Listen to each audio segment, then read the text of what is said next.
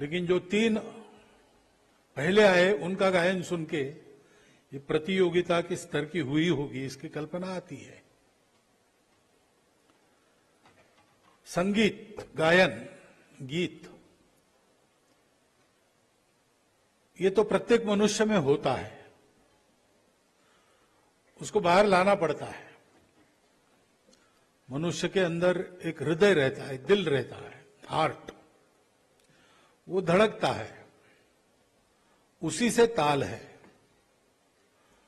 और मनुष्य का आवाज है जो चढ़ता उतरता है। चढ़ते उतरने के पहले पीछे की भावना कारण रहती है। मन में भावना आ गई, क्रोध आ गया तो आवाज ऊंची हो गई, प्रेम आ गया तो आवाज सरल हो गई, दुख आया तो आवाज कम हो गई।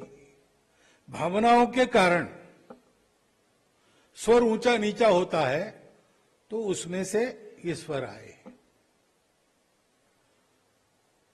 और इनका काम भी यही है, भावनाओं को पहुंचाना, अच्छी तरह पहुंचाना। वैसे भावना हम बोलते हैं तो भी पता चलती है, परंतु ये केवल गीत नहीं है, सम्यक गीत है, इसलिए संगीत है। और इसलिए इसका यह सामर्थ्य है कि संगीत में जिन शब्दों का हम उच्चारण करते हैं वह शब्द अपने हृदय में जल्दी उतरते हैं, अपने बुद्धि में जल्दी बैठ जाते हैं। और इसलिए एक तो ऐसा कहा गया है कि जिसको ये संगीत, नाट्य आदि कलाओं का कोई गम्य नहीं है, रुचि नहीं है, वो मनुष्य है ही नहीं। संगीत नाट्य आदि कला विहीना साक्षात पशु पुच्छ विषाणहीना, बिना पूछ और सीख का पशु ही है वो, ऐसा कहा गया है। क्योंकि मनुष्य में बिल्कुल स्वाभाविक बात है, सब जगह वो गीत को ढूंढता है, स्वरों को ढूंढता है। चिड़िया चहकती है, वर्षा का पानी टप टप झरता है, सब बातों में उसको ताल और सुर नजर आती है। और वैसे बात कही जाए तो कम परिणामकारक होती है, लेकिन संगीत में कही जाए तो वो जल्दी उतर जाती है। और इसलिए इस कला में, इस कला को सीखना, इस कला में आगे बढ़ना, ये मनुष्य के लिए आवश्यक है। और मेरे जैसा 70 साल का मनुष्य कहे अब मैं सीखूंगा तो कठिन है, लेकिन बचपन से ही इसका अभ्यास करते हैं तो इस प्रकार सम्यक रूप से अपनी भावनाओं को प्रकट करने का परिणाम सुसंस्कार में होता है। और ये गीत अगर किसी भव्य कार्य के लिए समर्पित हो तो फिर सोने में सुहागा हो जाता है। सावरकर जी के मराठी में कुछ पंक्ति ऐसी है, अनेक फुले फुलती फुलोनी सुकोनिया जाती, कोणी त्यांची गणती महती ठेविली असे।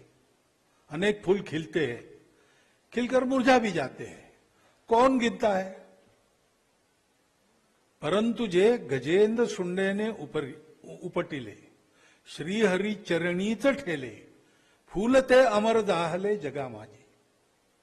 एक हाथी था, तालाब में नहा रहा था, उसको एक मगरमच्छ ने पकड़ लिया। पानी में जिसकी ताकत बहुत भारी होती है, हाथी का बस न चले, अब मरने की बारी आ गई तो अंतःकरण से उसने भगवान को बुलाया। और ऐसा कहते हैं कि गरुड़ वाहन भगवान आ गए तो हाथी ने एक फूल तालाब से उखाड़कर भगवान के चरणों पर अर्पित किया। भगवान ने उस संकट से उस हाथी की मुक्तता की। गजेंद्र मोक्ष, ऐसा इस कथा को कहते हैं। तो अनेक फूल खिलते हैं, मुरझा जाते हैं, कोई गिनता नहीं, लेकिन उस संकट में फंसे गजेंद्र ने जिस फूल को उखाड़ा और भगवान के चरणों पर अर्पित किया, वो अमर हो गया। ऐसे ही ये गायन अपना है, ये संगीत अपना है, किसी अच्छी बात के लिए लगे तो और सार्थक होता है और अपने जीवन को शुद्ध, पवित्र और उज्जवल बनाता है। अनंत फंदी नाम के एक कलाकार थे, लावणी गाते थे। बहुत मशहूर थे। वो पहुंचे इंदौर में देवी अहिल्याबाई के दरबार में, और उन्होंने बहुत बहारदार लावणी का कार्यक्रम प्रस्तुत किया। तो देवी अहिल्याबाई ने बाद में उनको कहा कि इतनी सुंदर कला आपको मिली है, वो श्रृंगार रस में फालतू गंवा रहे आप, इसके बजाय इससे भगवान की स्तुति करते तो कितना अच्छा होता। तो उनके जीवन में परिवर्तन आ गया। उन्होंने आगे जो सारे कार्यक्रम किए, गीत गाए, वो सब सदुपदेश, सदाचार, भक्ति इसके लिए गाए,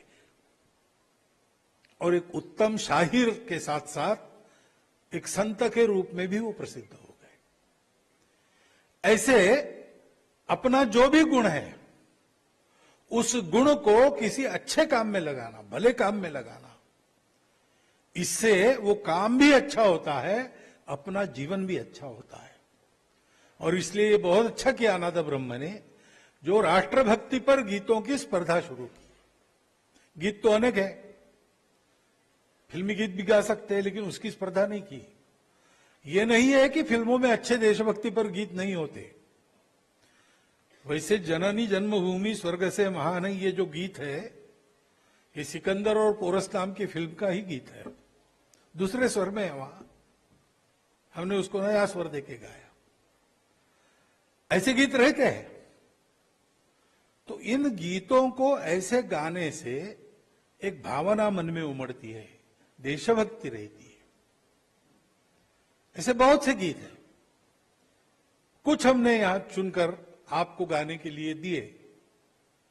संघ गीत, लेकिन संघ गीत का अर्थ संघ के गीत ऐसा नहीं है, सांघिक गीत, सबने मिलकर गाने के गीत।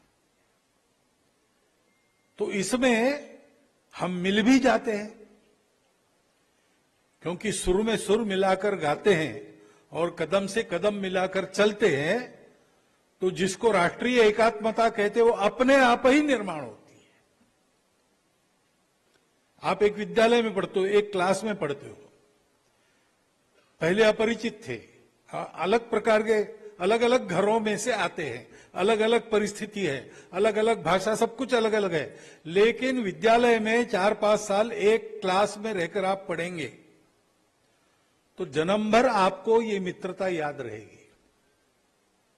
कई बार ऐसे जो अपने स्कूल से बाहर चले गए अपना काम करके, उनको फिर से बुलाते हैं, रीयूनियन ऐसा नाम देते हैं।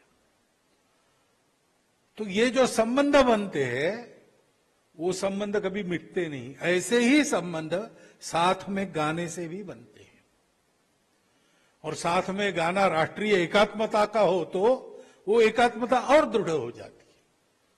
और इसलिए स्पर्धा हुई। स्पर्धा है तो कुछ जीतेंगे कुछ नहीं जीतेंगे, ये पक्का है, लेकिन ये स्पर्धा हुई, अच्छा गाए और नंबर आया। नंबर आया नहीं आया ये बात अलग है, गौण है, लेकिन हमने सबने मिलकर साथ में अच्छी प्रस्तुति देने का प्रयास किया, यह महत्व की बात है। उसके कारण इस संगीत से जो परिणाम होना चाहिए देशभक्ति का और हम सबकी एकता का, वो होता है, वो हमको मिला लाभ। पारितोषिक तो मिले हैं, कुछ दिन याद रहेंगे, सर्टिफिकेट है, अपने यहां पर फ्रेम करके पड़े रहेंगे, कभी काम आएंगे नहीं आएंगे, परंतु आपस में जुड़ जाने की, दोस्ती करने की ये जो कला है, और ऐसी दोस्ती का उपयोग स्वार्थ के लिए न करते हुए देश के लिए करने की जो प्रवृत्ति है, उसके कारण देश का और करने वालों का नाम दुनिया में अमर हो जाता है। वो लाभ हमको मिल गया, और इसलिए यह प्रयास जारी रखना। देश को बड़ा करना है, हम सबको एक होना है, ये हमारे मन में उत्पन्न हो, इसलिए यह स्पर्धा है। और इसलिए जो नंबर जिनका आया, नंबर जिनका नहीं आया, सभी लोग अभिनंदन के पात्र है। जिनका नंबर आया उनको मैंने कहा कि और अच्छा गाओ, जिनका नंबर नहीं आया उनको कहते हैं कि अगली बार एक नंबर आगे जाना। ये करते रहना, ये तो चलता है, जीवन में जीत हार लगी रही है, परंतु जीत हार का महत्व नहीं होता। महत्व होता है जीवन किस लिए जिए और जीवन कैसा जिए। 1857 में जो लड़े उस समय तो स्वतंत्रता मिली नहीं, वो तो हार गए, लेकिन आज भी हम उनकी कीर्ति गाते हैं, क्योंकि 1857 में वो नहीं लड़ते तो 1947 में हम स्वतंत्र नहीं होते। तब से जो प्रयास चले सम्मिलित उसका परिणाम है, और इसलिए ये हम जो कर रहे हैं वो आज उसको यश मिलता है, पुरस्कार मिलता है कि नहीं मिलता है, ये महत्व की बात नहीं है। इसके कारण हम बनते हैं और इसके कारण हमारा देश बनता है। हमको अच्छा बनना है, अपने देश को अच्छा बनना है। हम सबको जगना है, देश को जगाना है।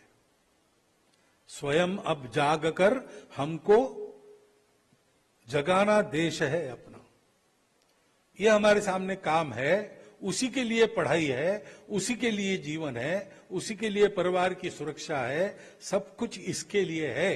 ये ध्यान में रखकर आज की स्पर्धा का हम विचार करें, इतना एक चिंतन आपके सामने रखता हूं, और आपने शांति से सुन लिया, इसलिए आपका धन्यवाद करता हूं। मेरे शब्दों को विराम दें।